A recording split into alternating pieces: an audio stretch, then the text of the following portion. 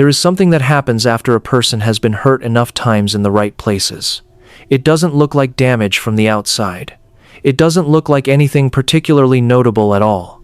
It looks like someone who is thoughtful, who listens well, who is warm in certain company and quieter in others, who doesn't rush to share themselves with people who haven't earned that access yet.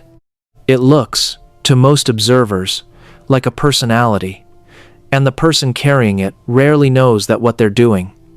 The careful measuring, the slow revealing, the specific way they seem to be just slightly elsewhere in conversations that get too personal too quickly began as a response to something, not as a character trait, as a protection. Psychology is unusually consistent on this point. The people who have experienced significant relational pain, who have opened themselves and had that opening cost them something, do not simply become more cautious in the abstract. They develop specific, identifiable behavioral patterns that reshape how they engage with social reality.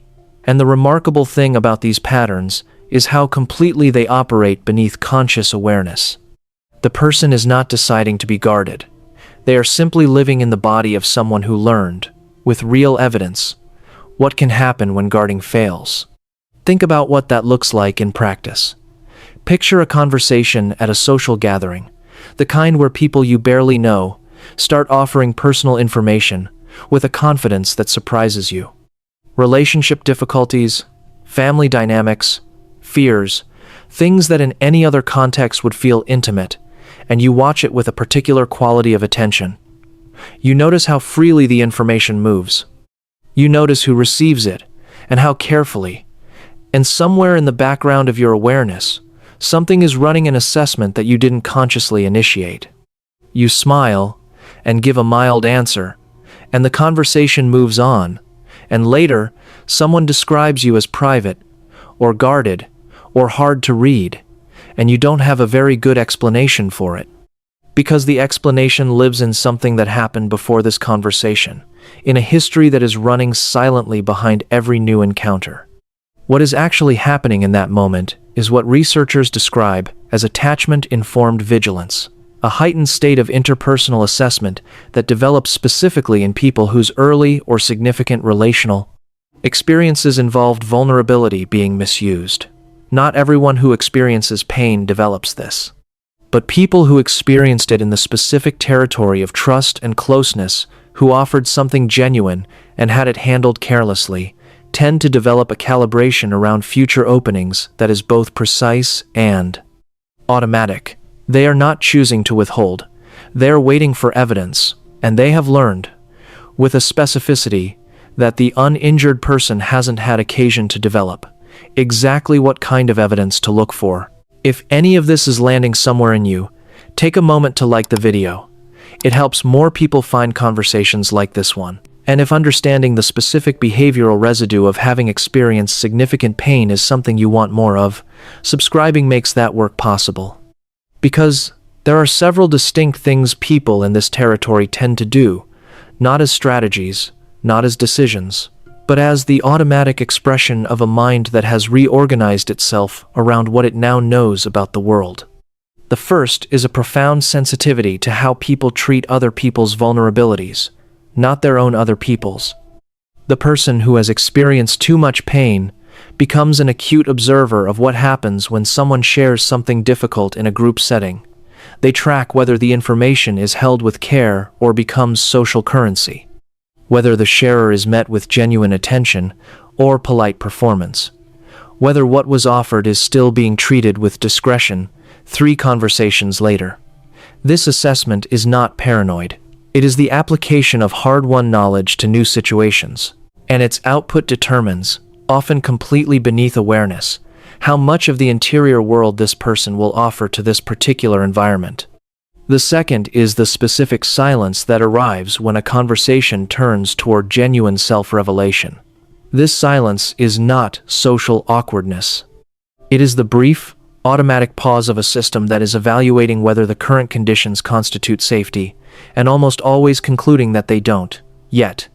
Psychologists Studying emotional disclosure patterns find that people with significant relational wound histories develop what they call disclosure thresholds that are set considerably higher than average, meaning the internal bar for what constitutes sufficient safety before sharing is calibrated to a standard that most ordinary social situations don't reach.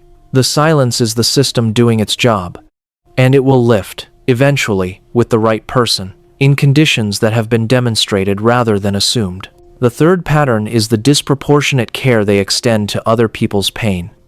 The person who has been through enough becomes extraordinarily skilled at receiving what others bring them, the difficult news, the quiet admission, the things someone couldn't say to anyone else. They know how to hold it steadily. They know not to minimize it, or redirect it, or use it to pivot into their own story. And this skill was not learned in a classroom. It was learned in the specific school of having needed that quality of receiving yourself, and having rarely found it. The competence was built in the absence of the thing it is now providing to others. The fourth is a particular kind of loneliness that is hard to explain to people who haven't experienced it. It is not the loneliness of social isolation; they may be well surrounded.